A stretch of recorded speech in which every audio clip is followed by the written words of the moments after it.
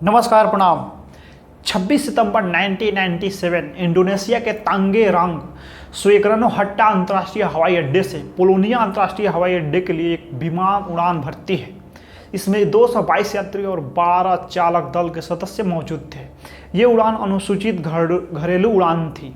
विमान दोपहर 1:32 पे जमीन से टकरा गया। उड़ान भरने वाला विमान बुआनावर शिवोलंगित गांव के पास पहाड़ी जंगलों में दुर्घटनाग्रस्त हो गया और विमान में सवार सभी 234 लोग मारे गए। आखिरकार यह दुर्घटना कैसे हुआ, आइए आज के इस वीडियो में विस्तार पूर्वक जानते हैं। इंडोनेशिया में सुकर्नो हट्टा अंतर्राष्ट्रीय हवाई अड्डे तांगेरांग से पोलोनिया अंतर्राष्ट्रीय हवाई अड्डे के लिए मैदान तक संचालित एक अनुसूचित घरेलू उड़ान थी। 26 सितंबर 1997 को मार्ग से उड़ान भरने वाला विमान बुआनावर शिवोलंगित गांव के पास पहाड़ी जंगलों में एक दुर्घटनाग्रस्त हो गया, जिससे विमान में सवार सभी 222 यात्रियों और चालक दल के 12 सदस्यों की मौत हो गई। यह इंडोनेशिया के इतिहास की सबसे घातक विमान मिस्ट्री है। दुर्घटनाग्रस्त उड़ान में सवार 2 पायलट FFCC और 6 मॉडल दोनों को उड़ाने के लिए योग्य थे। हालांकि बाद में दोनों के बीच उनके रूपांतरण प्रशिक्षण की पर्याप्तता पर सवाल उठाया गया। विमान 2 प्रैंट एंड विटनी JT-90 और 59A टर्बोफैन इंजन द्वारा संचालित था और दुर्घटना के पहले 26,950 घंटे उड़ा चुका था। 16,500 से अधिक टेक ऑफ और लैंडिंग हुआ था। दोपहर 1:13 पे मैदान में हवाई यातायात नियंत्रक ने उड़ान 152 को 316 डिग्री हेडिंग से रनवे 5 तक ILS दृष्टिकोण के लिए मंजूरी दे दी।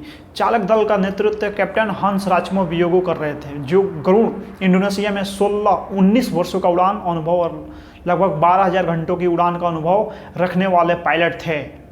और प्रथम अधिकारी टाटा जुवाल्डी, एक पूर्व फ्लाइट इंजीनियर जो हाल ही में पायलट के रूप में अपग्रेड हुए थे। यात्रियों में अधिकतर इंडोनेशिया थे, जिनमें 6 जापानी, 4 जर्मन, 3 ताइवानी, 2 अमेरिकी, 2 ब्रिटिश, 2 कनाडाई और 1 ऑस्ट्रेलियाई, 1 बेल्जियम, 1 डच, 1 फ्रांसीसी, 1 इतालवी, 1 मलेशिया और 1 स्वीडिश नागरिक थे। दुर्घटना से बरामद किए गए 48 शवों को कभी पहचान नहीं हो पाई और उन्हें मैदान के पोलोनिया हवाई अड्डे के बाहर एक कब्रिस्तान में एक सामूहिक कब्र में दफनाया गया, जहां 1979 गरुड़ फोकर F-28 दुर्घटना के 61 पीड़ितों को भी वहीं दफनाया गया था। शेष 186 शवों की पहचान की गई और उन्हें निजी तौर पर दफनाने के लिए उनके परिवारों को सौंप दिया गया। पहला मुकदमा 24 सितंबर 1998 को अमेरिकी यात्रियों फ्रिट्ज और जोमिना वाइडेन की ओर से दायर किया गया था। शिकागो में राज्य और संघीय अदालतों में 26 और पीड़ितों से संबंधित अतिरिक्त मुकदमे दायर किए गए। मुकदमों में एकमात्र प्रतिवादी GPWS का निर्माता सुंदर स्टैंड कॉरपोरेशन था। वादी ने आरोप लगाया कि GPWS को दोषपूर्ण तरीके से डिजाइन किया गया था। निर्माता को 1 दशक से अधिक समय से पहाड़ी इलाकों में इसकी कमियों के बारे में पता था और अगर सिस्टम डिजाइन के अनुसार काम करता तो दुर्घटना से बचा जा सकता था।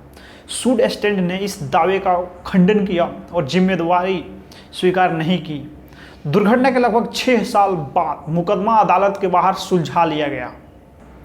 इंडोनेशिया की राजधानी जकार्ता और मैदान के बीच विमान उड़ानें अब उड़ान संख्या 118, 182, 184, 186 और 188 और 190 द्वारा संचालित की जाती है। जनवरी 2023 तक गरुड़ इंडोनेशिया ने उड़ान संख्या 152 का संचालन जारी रखा है, जो अब बोइंग 737-800 का उपयोग करके राजधानी जकार्ता और बाटम के बीच मार्ग पर सेवा प्रदान कर रहा है। उड़ान सुकर्नो हट्टा अंतर्राष्ट्रीय हवाई अड्डे के तांगेरांग से इंडोनेशिया के मैदान के पोलोनिया अंतर्राष्ट्रीय हवाई अड्डे के रास्ते में थी, जब उसे पोलोनिया अंतर्राष्ट्रीय हवाई अड्डे के पास खराब मौसम और कम दृश्यता का सामना करना पड़ा। कप्तान ने लैंडिंग को रद्द करने और चारों ओर जाने का फैसला किया, लेकिन चढ़ाई के दौरान विमान एक जंगल में दुर्घटनाग्रस्त हो गया और फट गया। प्रारंभिक जांच से पता चला कि दुर्घटना एक यांत्रिक विफलता के कारण हुई थी। सामने आया, पाया गया कि फ्लाइट क्रू ने निर्णय और संचार में कई त्रुटियां की, जबकि एयरलाइन की स्वयं उसके ढीले सुरक्षा मानकों और अपर्याप्त प्रशिक्षण के लिए आलोचना की गई थी।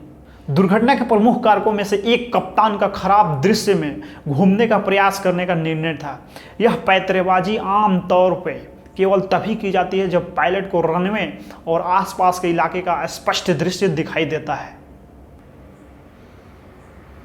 लेकिन इस मामले में चालक दल उन्हें मार्गदर्शन करने के लिए अपने उपकरणों पर भरोसा कर रहा था।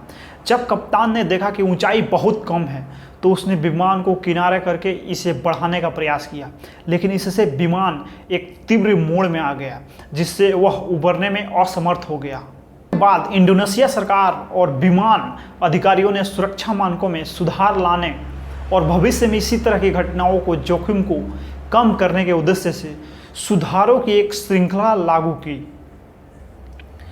इसमें पायलट प्रशिक्षण और प्रमाणन पर सख्त नियम, साथ ही एयरलाइन संचालन और रख रखाव की अधिक निगरानी शामिल थी। गरुड़ इंडोनेशिया फ्लाइट 152 की विरासत विमान में सुरक्षा की महत्व एक दुखद याद दिलाती है, जबकि दुर्घटना अक्सर कारकों के लिए एक जटिल समूह का परिणाम होती है।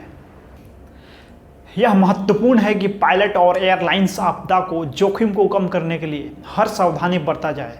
अतीत की गलतियों से सीखकर और सुधार के लिए लगातार प्रयास करके हम यह सुनिश्चित करने में मदद कर सकते हैं कि हवाई यात्रा दुनिया में परिवहन के सबसे सुरक्षित तरीकों में से एक बनी रहे।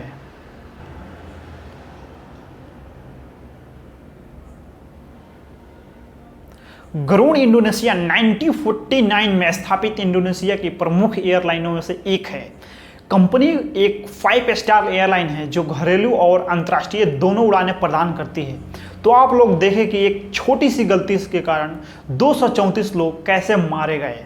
तो आप लोग अपना प्रतिक्रिया दीजिए इस वीडियो में कि आप लोगों को ये वीडियो कैसा लगा। बाकी मिलते हैं अगला वीडियो में, तब तक के लिए धन्यवाद।